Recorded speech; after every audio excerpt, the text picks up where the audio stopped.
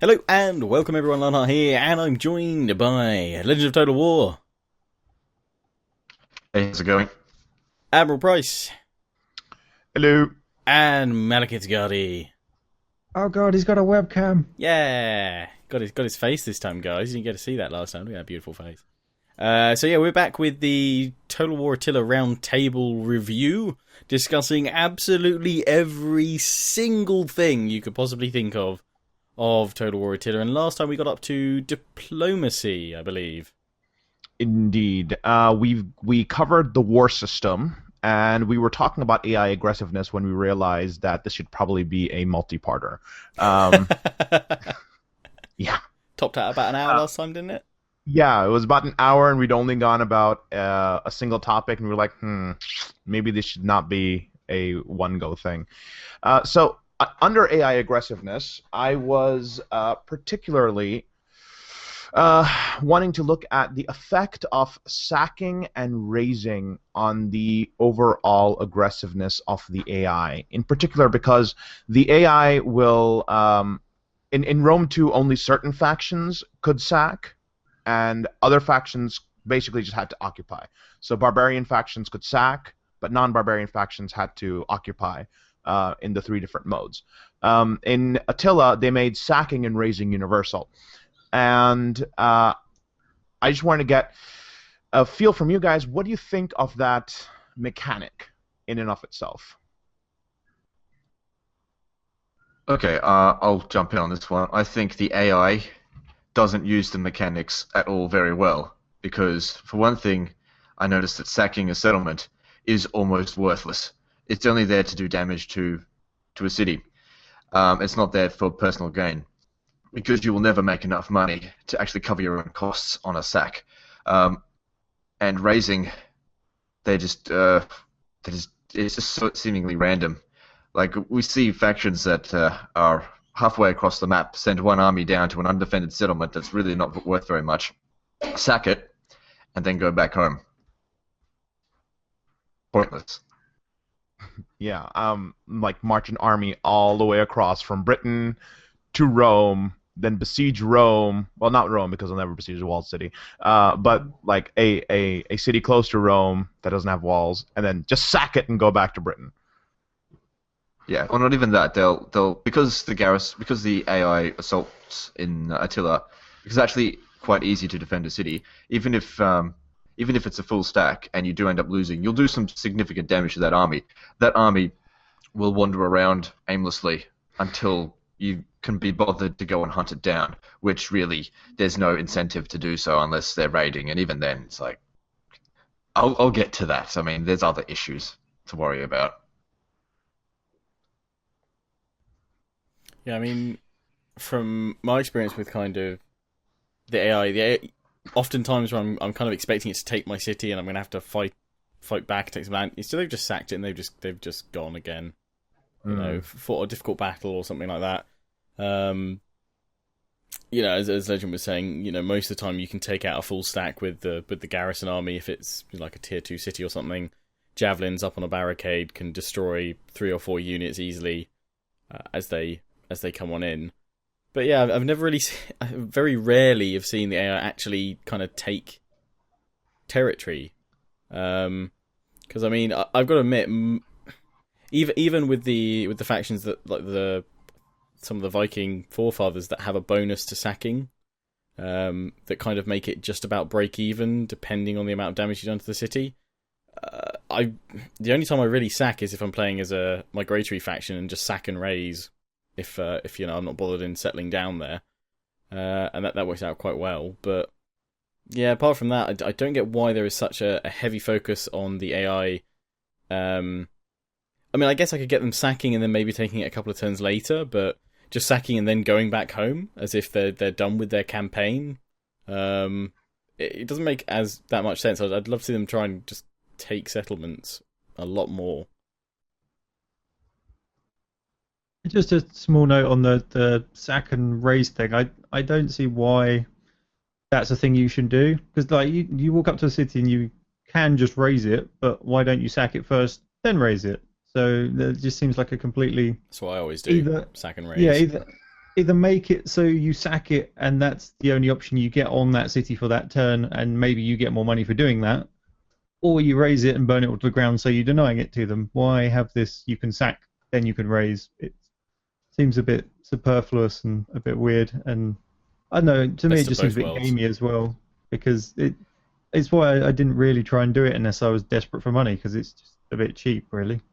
Yeah, and even then, like, only if the settlement is really, really built up are you ever going to get any sort of money that's going to be worth it.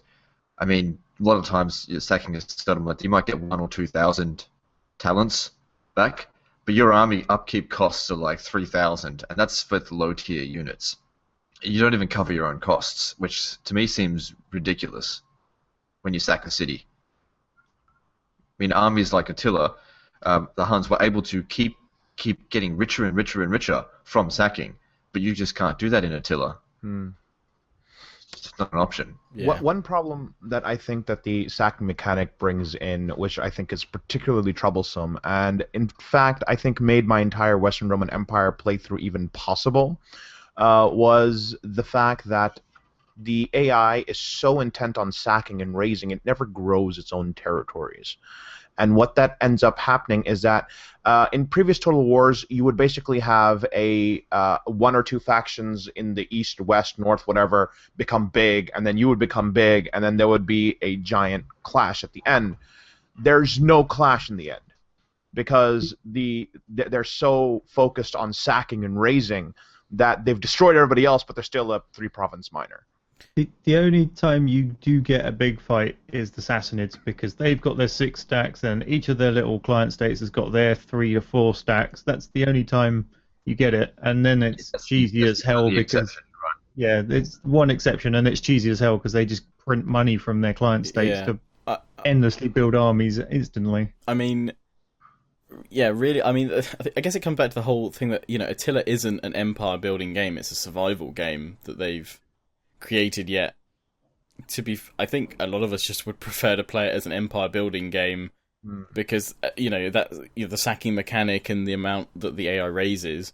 You know, they're not interested about building up territory. They're not interested about building up empires. They're going in to screw you over so that you have fewer territory, so it's harder for you to survive later on. And as you said, the Sassanids are pretty much the only faction that do play that traditional, structured build up an empire, just sit there with all your satrapies, and then, you have a good fight against them at the end. Pretty much they're the only ones that are guaranteed to have a nice big clash right at the end with them, or, it's probably worth saving them to the end, otherwise there's not a lot of end game, because either you've got like hundreds of desolate regions where the Huns have swept through and just razed everything, and either you're broken by then or you've managed to survive and somehow create an empire out of a survival game, basically. I mean, it offers something different, which I quite like the idea that you've got to survive rather than just do the same thing that we've done for the last 15 years of build up an empire, be the biggest empire, kill all the other empires, you win. But I don't think it's not been... There should be more paths to spread off. It should be able to support you wanting to have an empire, and it should... Because, I mean, the thing is, though, this time period, isn't associated with big empires. Jump forward 500 years and you have the full establishment of what will be the medieval kingdoms of Europe. It would be nice if they... because obviously they don't stick to history, it's all counterfactual stuff that allows you to do whatever you want. But it would be great if maybe they brought in some of those systems into Attila so that, if you go, I'm done surviving, you know what, actually, I've got the strength now to grow, let's create an empire. It'd be great to see some of the AI actually going, let's create an empire, we survived long enough. We've faced make it that bridging game between Roman and medieval. Yeah, I mean, not even talking about expanding the timeline, but just mechanic-wise, actually enabling you to go, for the first 100, 150 turns, I played a survival game. Now I've survived, I'm going to build an empire. But it never really... Because, I mean, the corruption mechanic that we talked about last time... Did we talk about that last time? Or... Yeah, we talked about the corruption mechanic last time. That cripples empires, so that kind of keeps it in check. It never really lets you push on from that, and I kind of feel that just keeps you in this realm of pure survival. But the question I think then is, if it's supposed to be a surviving game, are they using the mechanics of an empire building game to create a survival game? In which case you have a design which is not compatible with the base game itself. If that makes any sense. Yeah, I totally agree. It was an interesting concept that just didn't work. Yeah, It doesn't work. Yeah, I think, good idea, good concept, and yeah, it needs some tweaking for the whole thing to work, because I think because there is no, as I said, there is no end game, but there is no option. What happens after you finish surviving? Can you prosper? No, essentially, because corruption screws you over. Or just the state of the campaign map by then is one of destruction and desolate regions. So it's. I totally agree with you. I just want to make one adjustment to what you're saying there. You can actually build an empire. However, you have to take certain things into account in this game. Corruption is going to be so high that you can never access your higher tier units. Yeah. That's the problem. And without using you a want mod, to build an empire, you need to use rubbish troops. Yeah. And without because there's no way. Yeah. And without using a mod, you can't access those lower tier troops once you've upgraded your technology. So unless you keep all your armies low tier from the start, and don't upgrade, then that's quite a tough option, especially when you're coming up against tier 3s and things like that later on. But touching on the next topic vaguely, if you've got sort of a corrupt, call it crippled if you like, nation, and you're trying to wipe someone out, that would be a great point for them to throw in some proper diplomacy stuff. You ally up with the other little factions that are just about surviving next to you and go crush the big guy in the corner. But diplomacy's just non-existent. That is, I think, that's actually a really that's a very nice segue to our next topic, which is the diplomatic dynamism.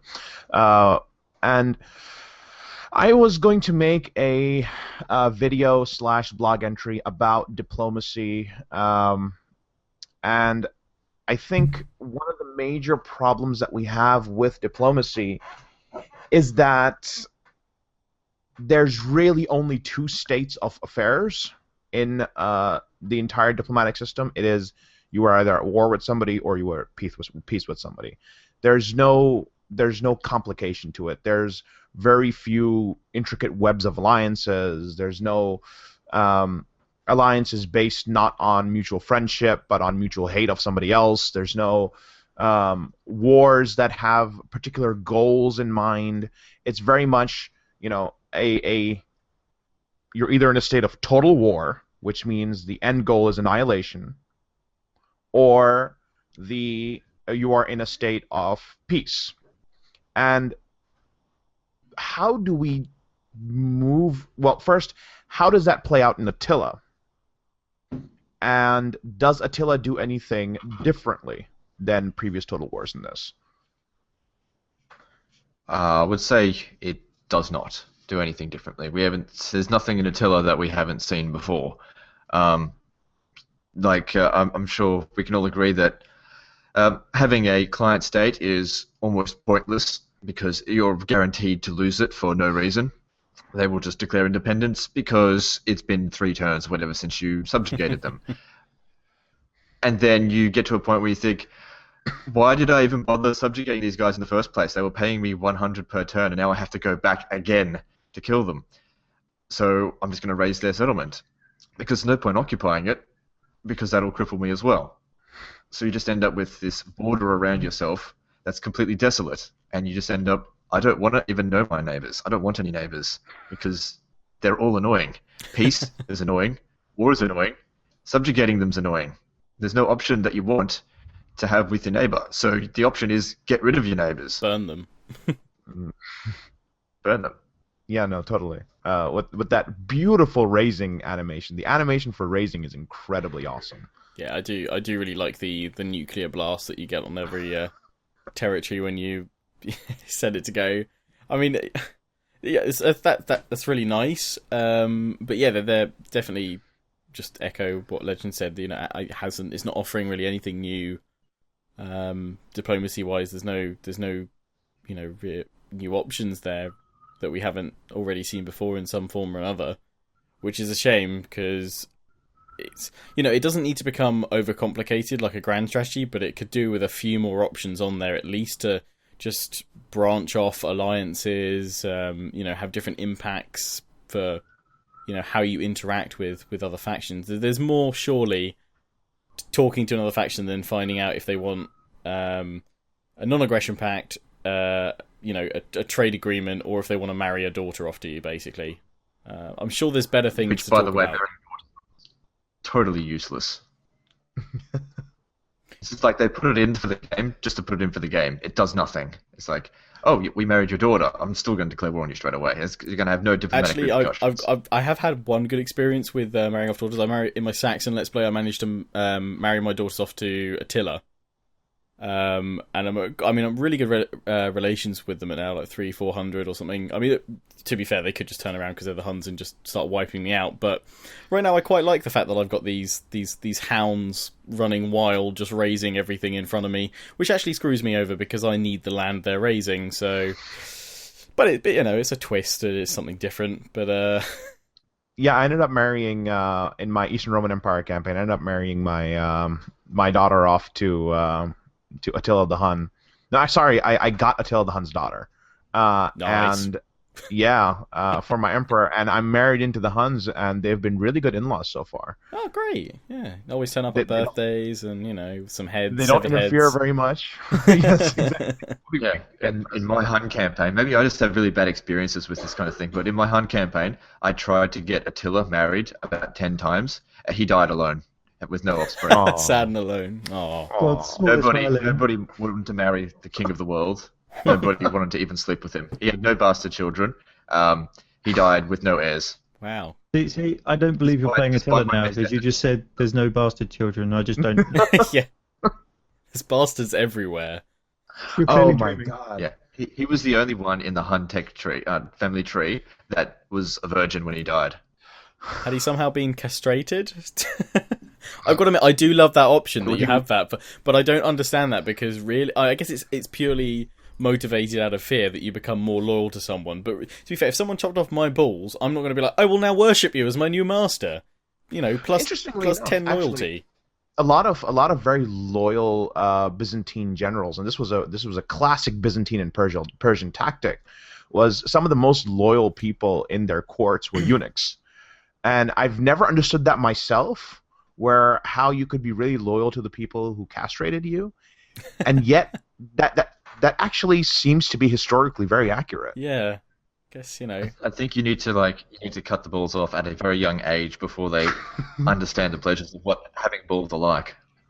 Maybe back then it was more like we've found a really good physician who can reattach them for you if you're loyal to us for like 20 years. You can have your balls back here in a jar. Look, pillow. I don't think anyone's that stupid. Keeping them in like a little jar with your name on it. Yeah, look. Yeah, if you've performed your years of service, here, have your balls back. So instead of the Roman thing with like a few acres and like a farmland, it's like, no, you get your balls back. Yeah, exactly. Yeah. It's just like we've just been looking after them for you. Put them on ice. Safekeeping. You don't want the enemy to get your hands on these, Yeah, exactly. Yeah, better us keep hold of your balls than the Huns. Yeah, I mean, Christ, they'll probably put them in a stew. There's a bollock stew going on over there at that Hun encampment. Christ, some good eating, right? No? So, yeah. Where were we? Yes, on that. Some subject states, I think. Subject states. I think we already touched a little bit on subject states. I remember I had 400 relations with the Gaul, and then they rebelled the next turn. They were defensive in their temperament. They were loyal in the personality, and yet they just went, we don't want to be part of your empire anymore. But look, you gave them so much stuff. They're having such a good time. It was partying all around, and then someone just made a suggestion, and well, it just went too far. And so No, They ended up in an It's like independent this. war. Have you guys seen that episode of South Park where the economy's going to hell? And I can't remember the exact details of it, but the way the decisions were made were like a giant spinny wheel with a bunch of different options written on it. And what they do is they cut the head of a chicken, put the chicken on the wheel, and spin the wheel, and whatever the chicken lands on, that's what they do. That's what happens in Attila. I'm pretty sure though on that wheel for client states, independence, independence, independence, independence, independence, independence, independence, stay loyal, independence, independence, independence. So there's like Pretty much, one, yeah. 1 in 12 chance to stay loyal every time you Yeah. click enter. Yeah. It's like reverse Russian roulette. Yeah, pretty much. Stay royals at the top, and then they've got a weighted arrow so it never lands pointing upwards. Yeah. Yeah.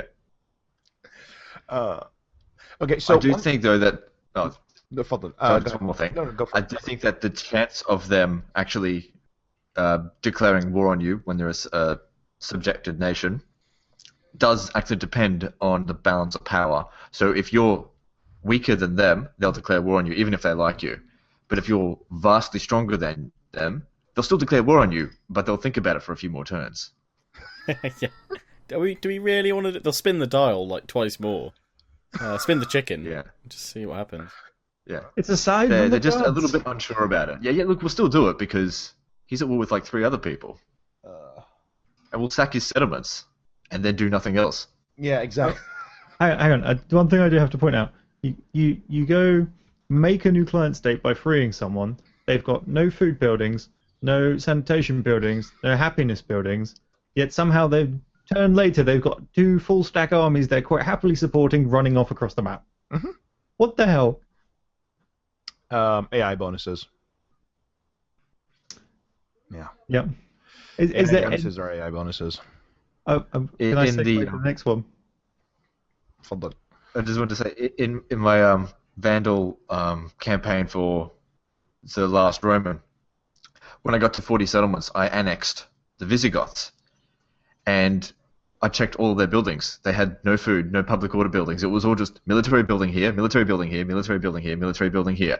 My food was cut in half by annexing them. They could not have supported themselves if they were a human player, but as a AI player, they don't play by the same rules.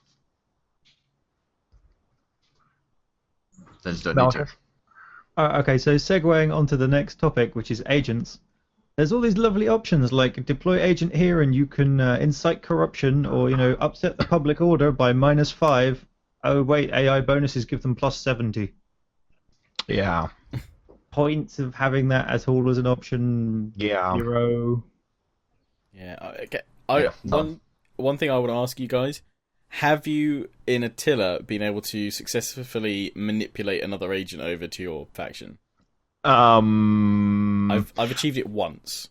I think I should answer that question because there was a point. You should. Yeah, Legend knows where this is going.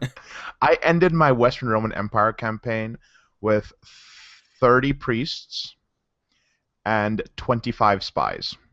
I had a spy deployed in investigate corruption in every one of my provinces, and I converted the Sassanids to Latin Christianity using their own priests. How? Because I can't seem to get them to manipulate at all. It was like finally managed to do it. I mean, I've got all the got some really high level agents. I've got the right skills in there.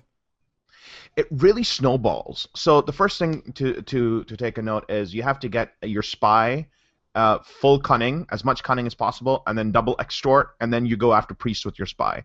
You get full zeal on your champion with double oppress, and then you go after enemy spies.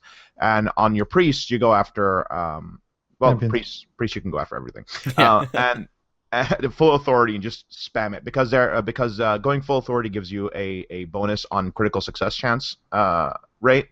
So once you get your priests rolling, it just turns into a giant snowball. There was at one point where I was getting at least 2 priests every turn. because I had Wow. a whole bunch of these really high level priests standing near Sassanid territories. Smacks out on authority. And every turn they would recruit another priest Wow. in both their territories. That I would have though is that whenever you know how you go in to recruit your agent and it says how much cunning, zeal, and authority they have, and it shows what traits that they've got. Problem is, the moment I ever recruit one, it's revealed that they suddenly have Down syndrome. Or they're difficult or something like that. Instantly, all their stats go down to 1, and I go, "Oh, what? That didn't tell me about this. Hidden trait Down syndrome. You thought that would have been obvious in the job interview."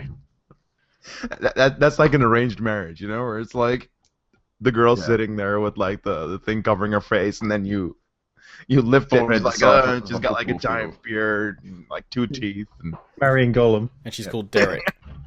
and she's called Derek. Yes. Yeah. Derek the Hun. Derek the Hun. A very prolific Hun leader, I'll have you know. It's basically that's true. Yeah, you end up recruiting an agent, and then it turns out that he fell on his head when he was a child. He has a giant indent. Yeah. He has a stupid trait. Yeah, or it was something like only instantly made apparently the moment you hand over cash to him. Oh, by the way, I'm really, really dumb. Oh, great. How am I going to get you to succeed in your first agent action in order to get you to level 2? Send you over to what's it called, to disrupt a settlement, or what is it, to disrupt an army. 10% chance of success, 50% chance of being wounded. I'm just going to disband you. Just pointless. And they don't even die. They don't even die if you try to get them to kill up. Wait, you can disband units? I mean, agents? You can disband agents, yeah. No. Really? Yeah, just click on the unit card and I've disband. I've been hanging on to my retards for like the longest time. Along with all the balls, right? just. The thing I is, I give it would to them have so they can disbanded play my with it and come retards, rock but out of it. it just would have given me more. Oh dear. Oh man, but the mentally challenged ones do make good bait for enemy agents. You just send them out. But that's the main reason I used them for. I used to just keep them hanging around, like orbiting my armies, hoping that the enemy agents would actually assassinate my agents instead of my generals, because I didn't like. I lose a champion. It's okay. He had Down syndrome. I'll just hire another one. Speaking of assassinations, the AI does way too many of them. In the last, 3-4 episodes of my Alliance campaign, I was losing 3-4 generals a turn. I was very happy for all those bastard children.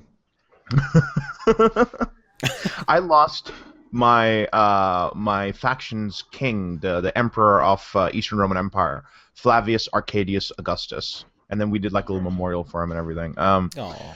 Yeah, because he was amazing. He burnt down the entirety of Persia and rebuilt the empire. It was amazing. But yeah, I lost him to a random agent action of a faction that had no provinces, and its only horde was in the water. And it was, I don't know, the way that the AI goes about with its agents is full annoy tactics.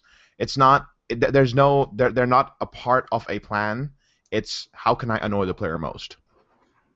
Yeah, I've been saying that for ages. Yeah, that's I couldn't agree more with that. They have no interest in thinking, oh, how can we get more power? They just think, okay, we've got this much power, let's annoy them this degree. And the thing is, if you send an army to go and get rid of them, what they do is, okay, let's hide somewhere and then reestablish ourselves and then annoy them more. So what you're saying they've got these agents are highly trained YouTube commenters. Yeah, they're trolls. Every AI faction in Total War Attila are actually trolls. They're really, really dumb. They're just there to annoy you. Like, you'll defeat them, but they're so annoying because they keep coming back. We should make a mod where we replace every faction's name with somebody who trolled us on one of our videos. So There's not enough factions.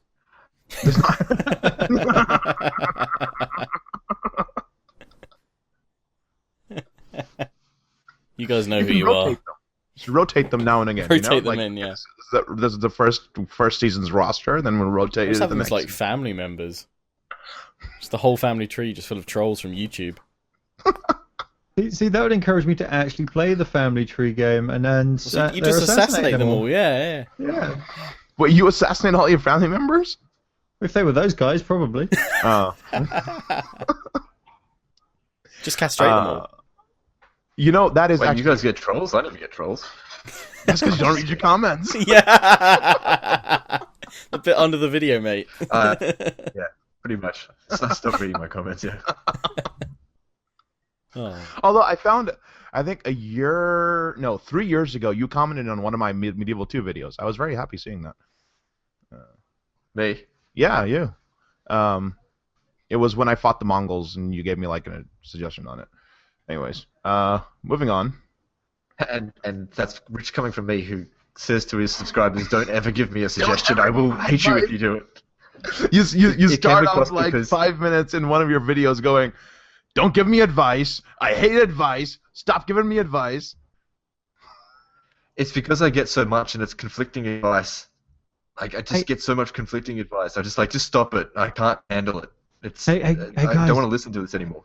He doesn't like advice, and he doesn't have trolls. You know where to go. Yeah, guys from our videos, our channels. There's a new home for you. The Promised Land. Oh, please. Like, I don't already have enough temper tantrums. More. Okay, so segue into politics. So, was What politics? Okay, that basically answers my question before I ask. Done. Next topic. I'm gonna go with the theme of You mean use it. political What's the point? officers that you never go for because they're useless?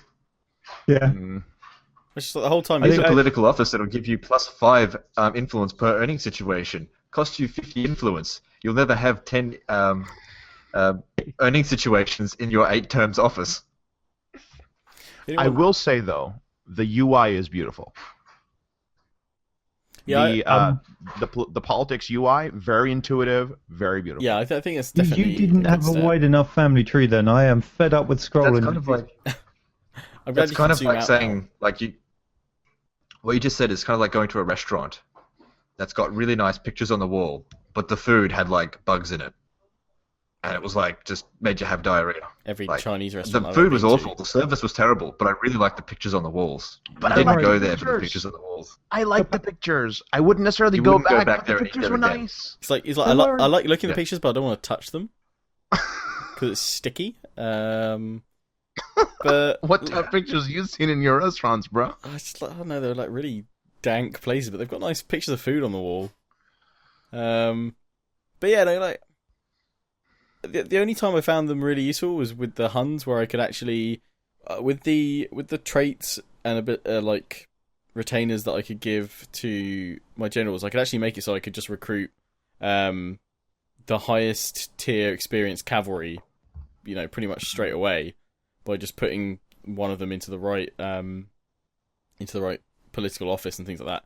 Things for like upkeep and like reducing upkeep's quite good, but yeah, I mean, to be fair, especially when you've got to try and keep the power bar sort of roughly level or whatever, constantly spending all the influence of your good generals, which are normally the ones from your own house, on that just diminishes their own influence. So you're more likely to get contenders from outside your family, which just sets it all off. I really I like that I can see where my family has come from and where it's going, but that's about it.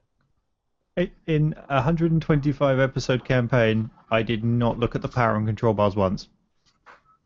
Yeah, I forget about it. Like, I was like, oh wait, it's been 20 turns since I last checked politics. What's going on? Oh, nothing. No one's got any political officers. Suddenly, there's nobody in government, and the country is running just fine. I think I obsess over every mechanic, so I definitely played around with the politics system. And if you have the goal to keep your influence in a certain area and to fill out the offices, it can be really challenging to balance everything and constantly to keep everything as it should be. The problem is that whether or not you do it, it doesn't matter. Yeah, I was going to say the same. I've the same mindset. I quite like keeping it within a certain bit, but at the end of the day, really, it doesn't matter too much. The only times I've had like a civil war or something is when I just had the loyalty of a general from outside my family go too low, and I haven't had enough influence to secure his loyalty, or it's gone wrong, and my wife's been killed, and suddenly my faction heir is dead. I've had some really, that's my favourite part of the kind of family tree interaction. I've had some really good revenge assassinations from me trying to secure loyalty or assassinate someone's wife or cut his balls off, bro. Yeah. Well, I got I'd kill you too. in my Danes Let's Play. I got one of my really good general's wives had loads of influence spare to try and assassinate a really rogue general outside the family. I killed him with the wife, but then apparently I get a message the next turn saying that supporters of this other general I just killed went and killed my wife. Which really upset my general, so he started getting really low loyalty, and then I tried to secure his loyalty, and it ended up with the option of blinding him or castrating him. Well, I was like, you're a really good general, if I blind you, you're crap, I'm going to chop your balls off. Ragnar and then he killed your emperor's wife. Yeah. I think you just identified the problem. It's that if you start with the system, it has repercussions on you and you get involved because that sort of stuff happens. If you don't touch it, it doesn't do anything to you. Exactly. It doesn't matter. I didn't assassinate any of my other political members, and I never had any issues. That's the problem. Like, if you do anything, it has a almost worse repercussion. Let's talk about embezzlement. You click embezzlement. Chances are, if you're going to get caught, it's going to make everyone in your own faction hate you, but if you succeed, you get enough money to do nothing. Yeah. Oh, there is an achievement to get $10,000 in embezzle actions, and I have to say, since you get like 500 per action, if you're lucky, that's like at least 20 actions, and each one costs what, 30 influence. It's insane. Roughly. Ugh. Yeah. That will take forever. And it's like 50-50 chance of getting caught. I mean, I used to embezzle a lot in my Western Roman Empire campaign because I was desperate for money. And I didn't get the achievement because I didn't get to 10,000 because it's too risky. It's like, okay, I'm going to risk everything for 500 talents. For 500 talents, yeah. If the reward was greater.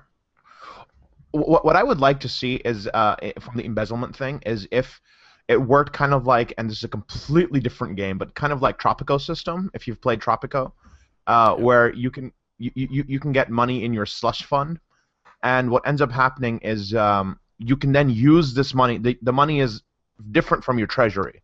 It's like you have a slush fund account, and then you have your treasury, and then you can use the money that's in your treasury to upgrade the characters in your family tree with different things. That would be interesting. Yeah. If it mattered. I guess. Yeah.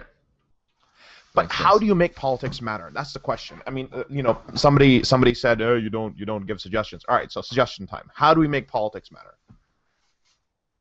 We make the officers, for one thing, actually mean something. Like, I think in Rome 1, they had political officers that actually were good. That actually provided influence. It wasn't like, and you couldn't just, you could sort of bribe your way into office, but like you wanted to be there. And also, if you were like ex-consul, you retain some degree of influence. If you were censor, you became a better administrator, and that actually did something. Like if you were in a settlement, it would increase the amount of income. It wouldn't provide some sort of arbitrary bonus, like to get to what is it called, Master of Horse.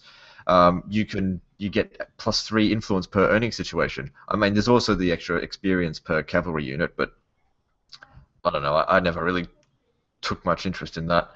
But I think the political officers in Rome 1 were on the right track, and then they just never expanded that at all.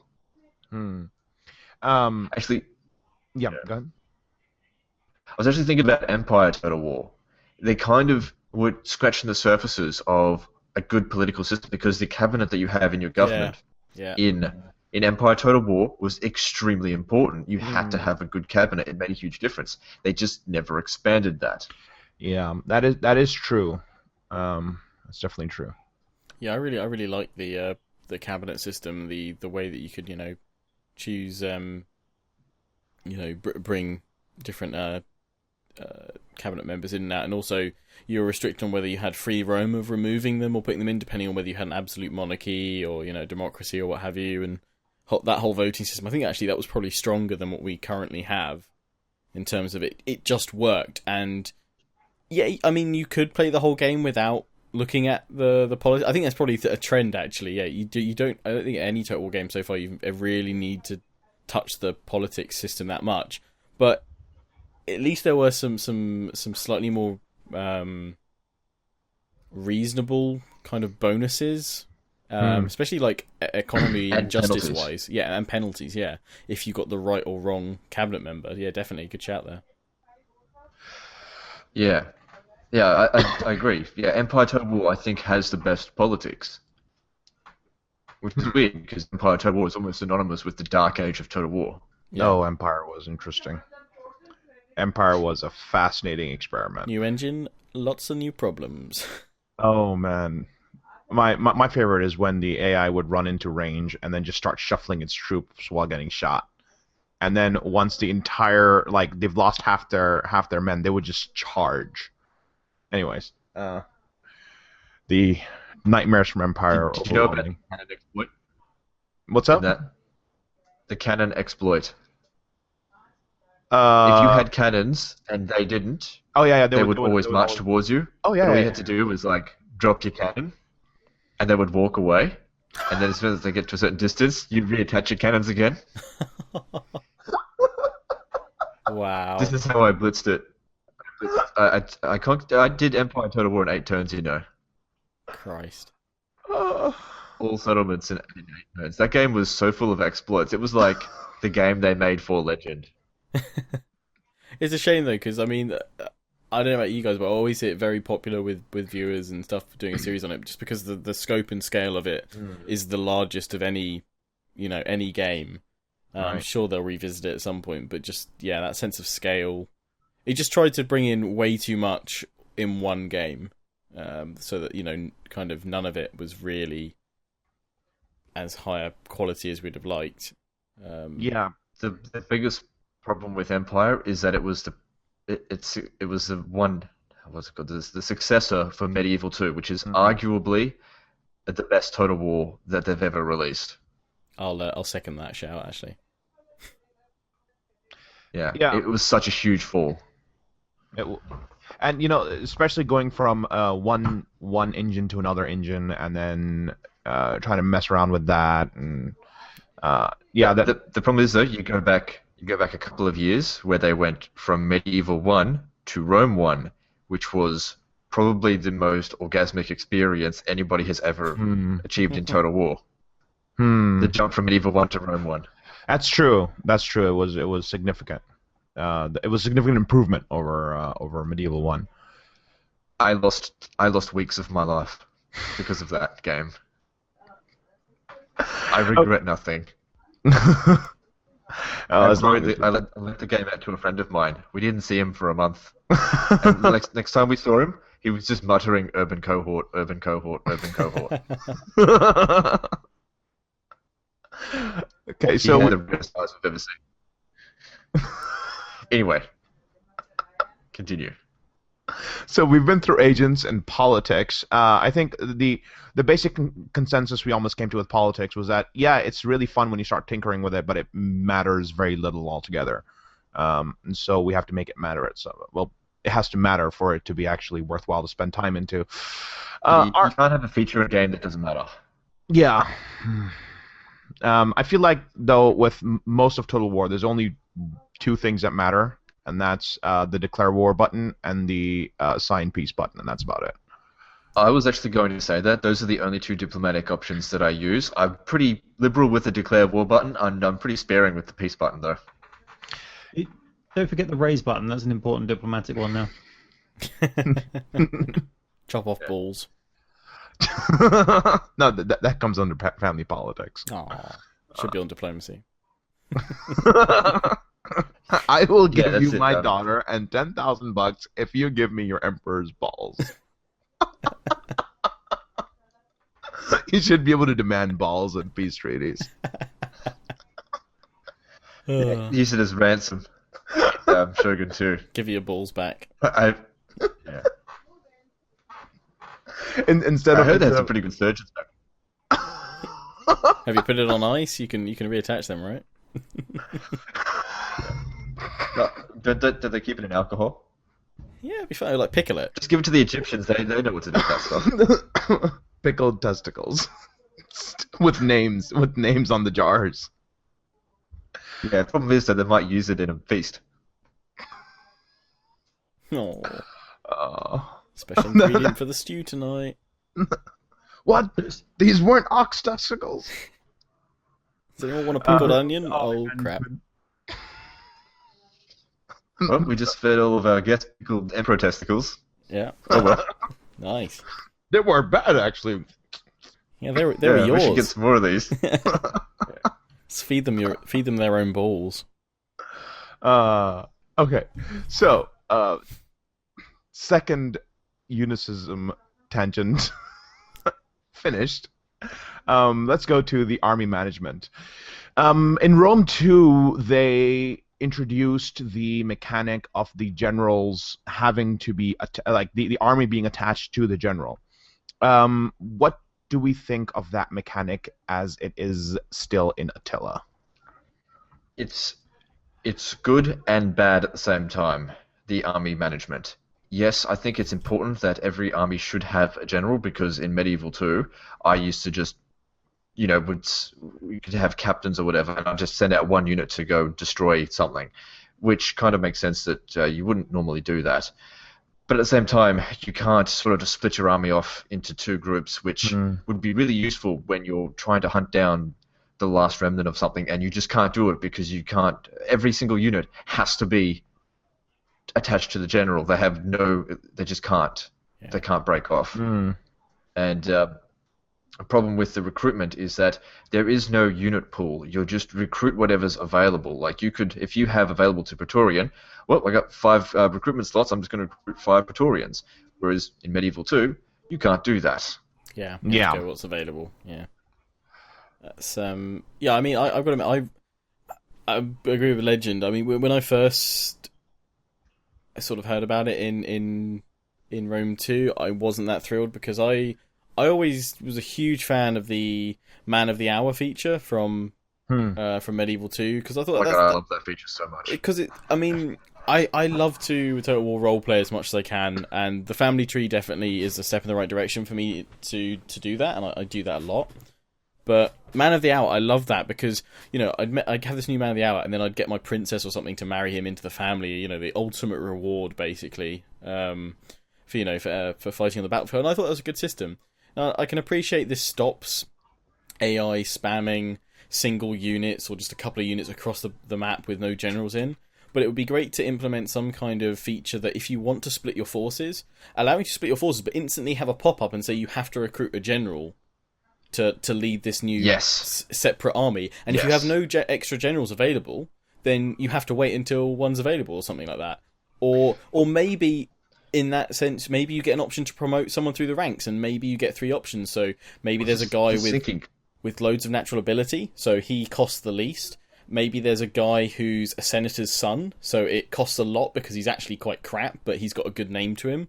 I don't know, maybe the third option is just, whoever's there, like your captain of your guard, promote him, sort of thing, or just allowing if you want to transfer units from one army to another. If as long as you select the units in one army and tell them to go to the other, they'll just travel, and you can't take them off that path to attack other forces because they're in convoy, and maybe that could even start off like an ambush type battle if they are attacked by or intercepted by the AI. Because, they're just travelling from one army to another. They're not in full combat-ready mode, or something like that. Yeah, I was totally agreeing with you with like that. What if the general had retainers, and you could promote one of those retainers? Like in the example of, say, Julius Caesar has a retainer of Mark Antony, and you need to send a small force to go hunt down this one army, this one unit that managed to escape an army. And so you promote Mark Antony to a certain rank and send him off with a couple of cavalry.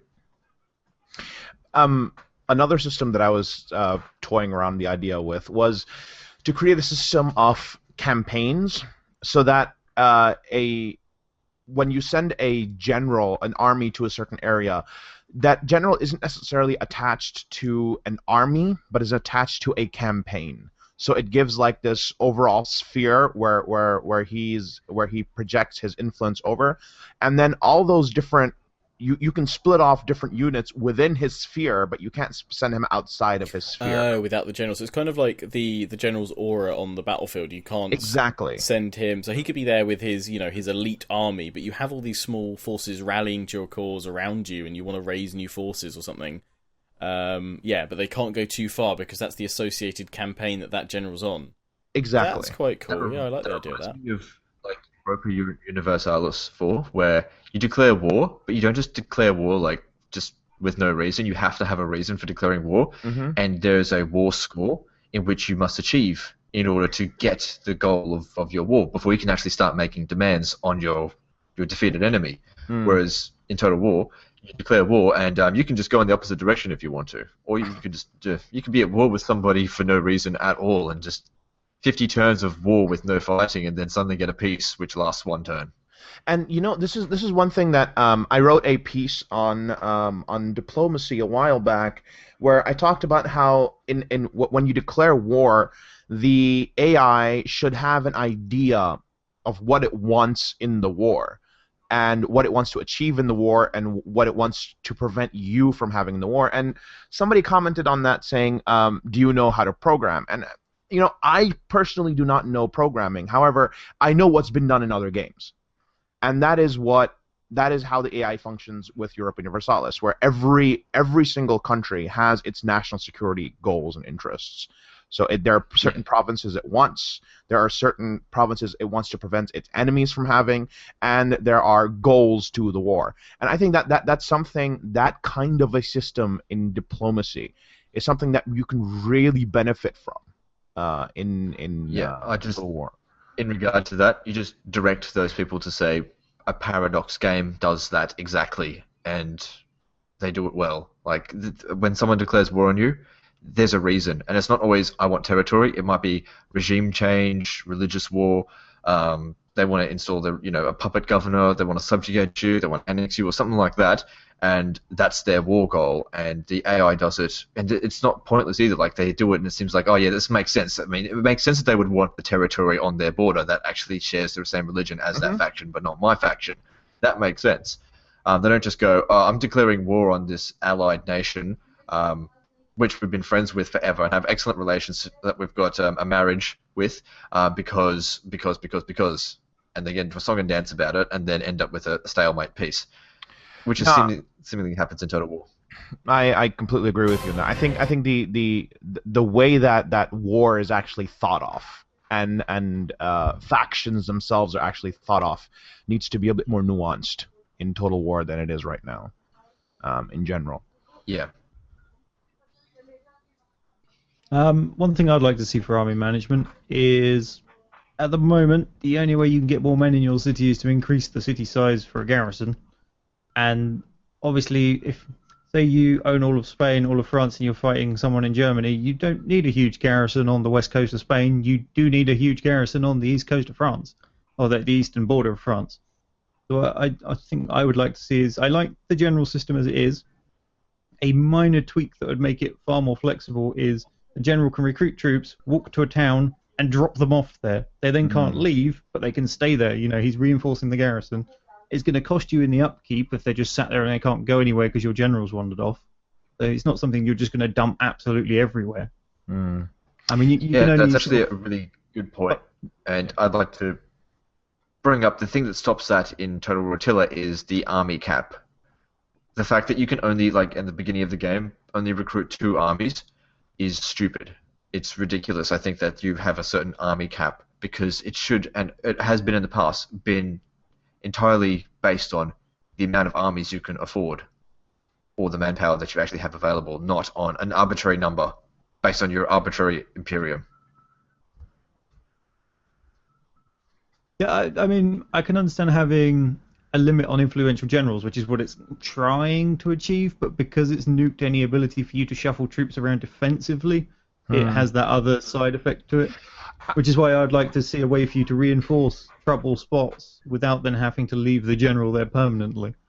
What if you can recruit without a general, but you can't move without a general? That's what I mean. So either you can recruit there without a general, or if you want to make it so the general has to do the recruiting because he's funding it or something. Because I guess the generals were the ones that usually had to raise the funds for armies in Rome, at least I think. So then he would take them and go, "Oi, you lot, you're the garrison here. Stay here. I'll go back next decade. See you later."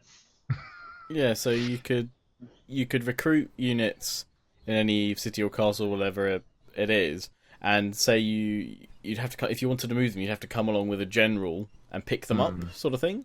So I guess with that, then they'd act as extra garrison. I mean, it makes that town a lot stronger, but you're paying their full upkeep. You can only support roughly, 6 armies of any significance in the game with a big, solid empire. If you've suddenly got 10 units defending 3 or 4 of your main cities, that's... Or you can have my WRE campaign where towards the end I had 12 armies of completely professional best tier troops. Sorry. Yes, those who have 25 spies. Yeah, those not being crippled by freaking corruption can do that. The best and most fun thing I did was just constantly steal their own priests and convert them using their own priests. Because once you convert a priest, he preaches your religion. So it was awesome. Anyways,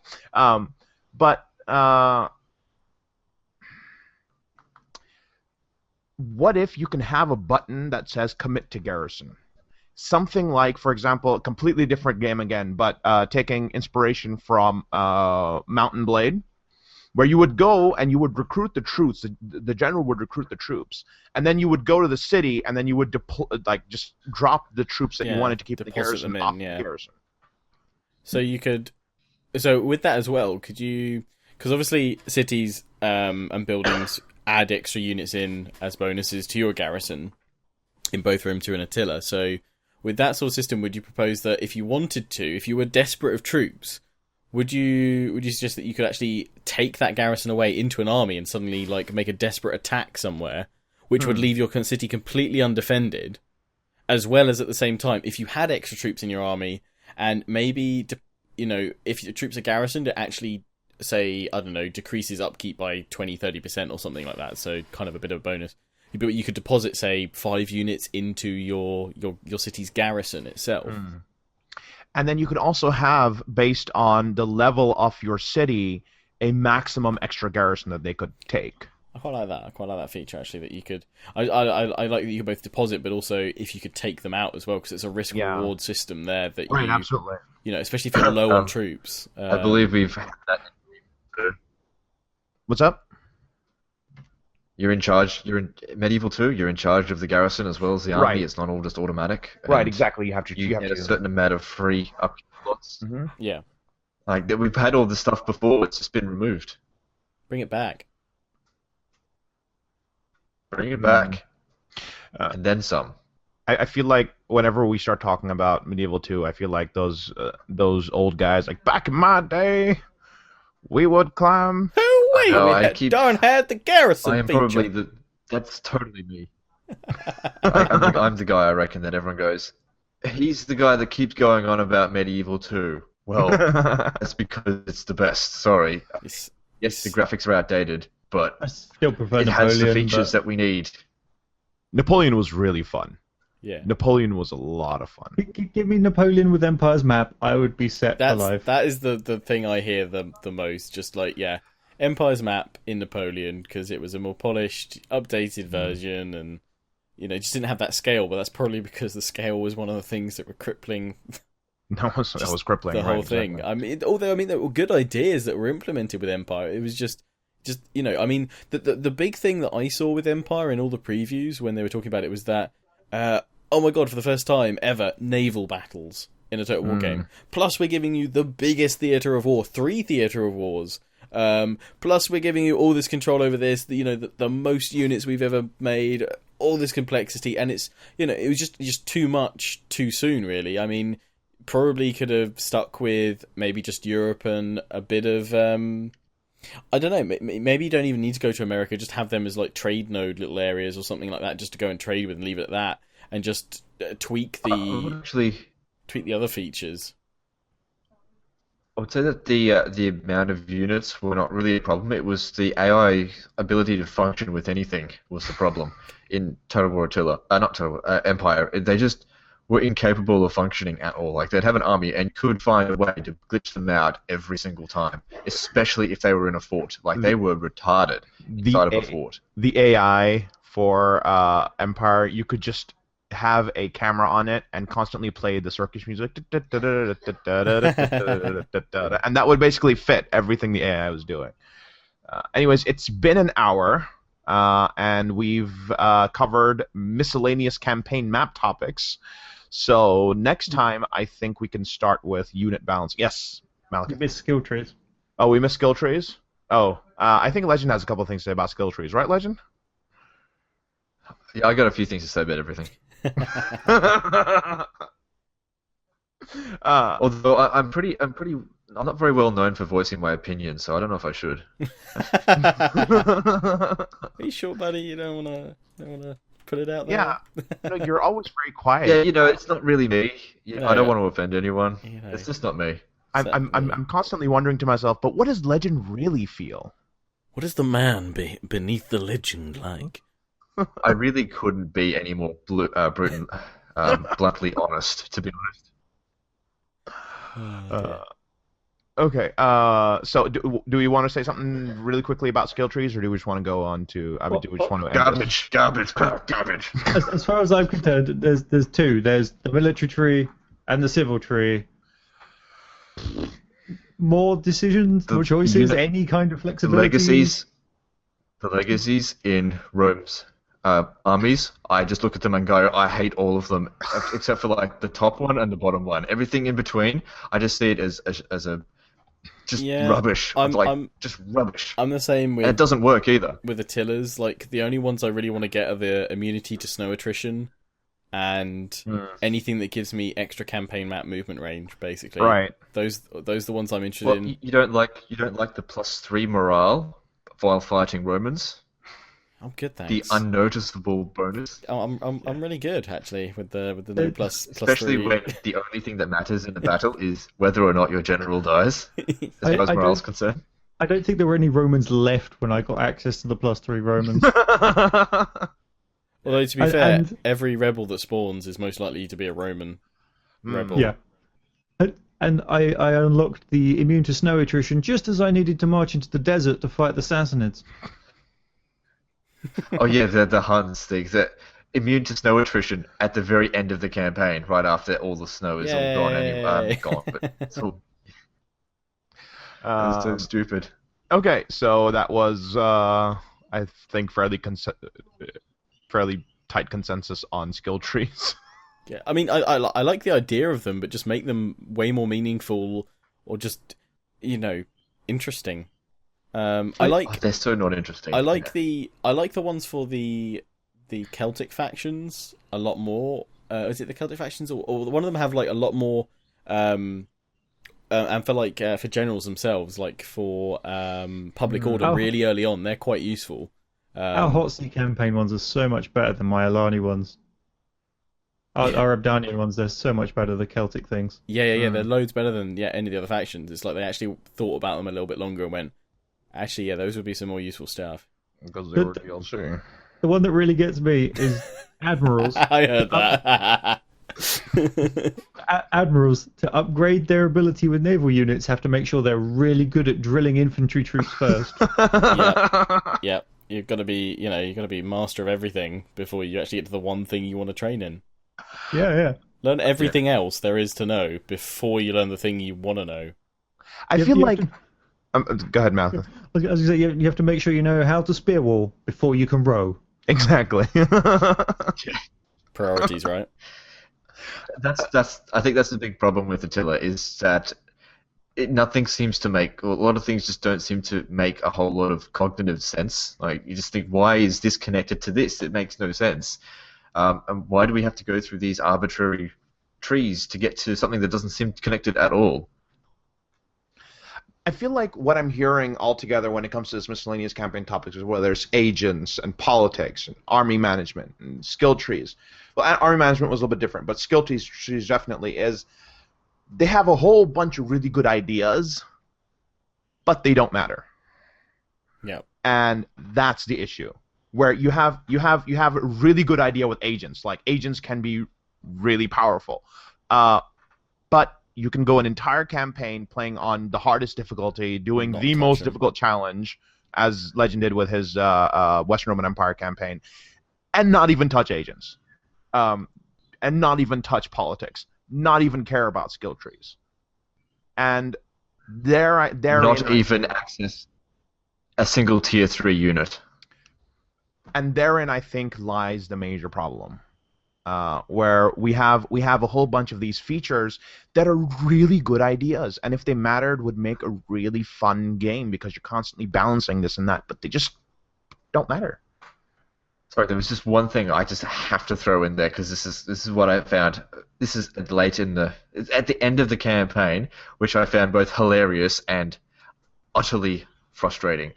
I don't know if they fixed this in a recent patch because I haven't played the Grand Campaign since this, but you know the final tech for the military tree of the Western Roman Empire. It says it gives you the upgrade, the forced upgrade, of course, from the crossbow bireme or whatever to the double crossbow bireme, right? Mm-hmm. Okay, for one thing, you upgrade it. The unit is exactly the same, except instead of having one ballista on board, it's got 2 ballistas on the deck. The second thing is you can't recruit this unit. How come? There is no port. Okay, so there's no building associated with that build unit. A port. The crossbow thing with the single ballista is built in a tier 2 military port. The upgraded unit is not built anywhere, so you just lose access to that unit entirely. So no more crossbow ships. Is the only way to get it? Can you not upgrade the single ballista ship? Yes, but the thing is, if you ever lose those ships, you never ever get any more access to crossbow ships. Risk reward. Yeah, I don't the like only way to get it is to upgrade.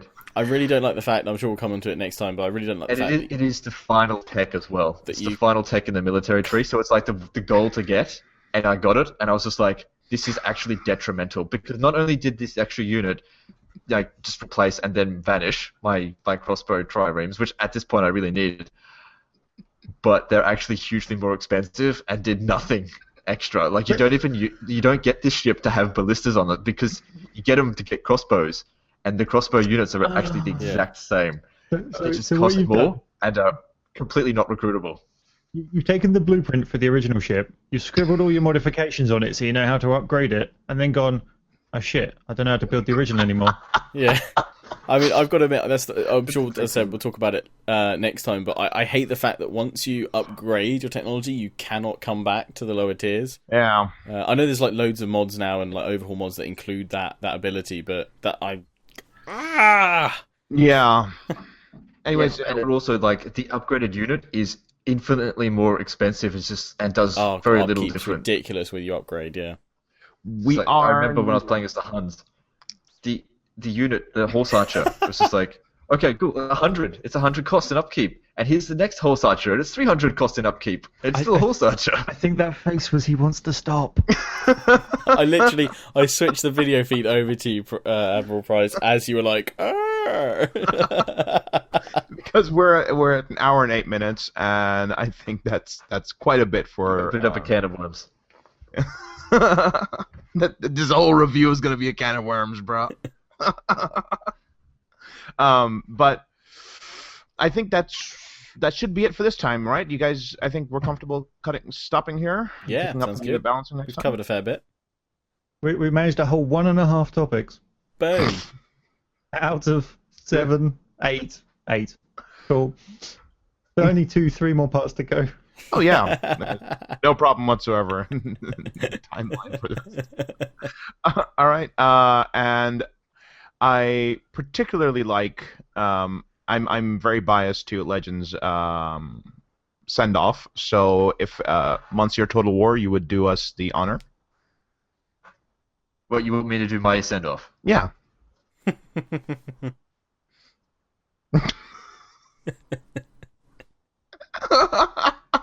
Maligan's like, no. It's unusually people usually try and cut off the video in a collaboration before I do my send off. Oh, I love your send off. It's brilliant. All right, guys. Well, like and subscribe, and we'll see you next time, fuckers.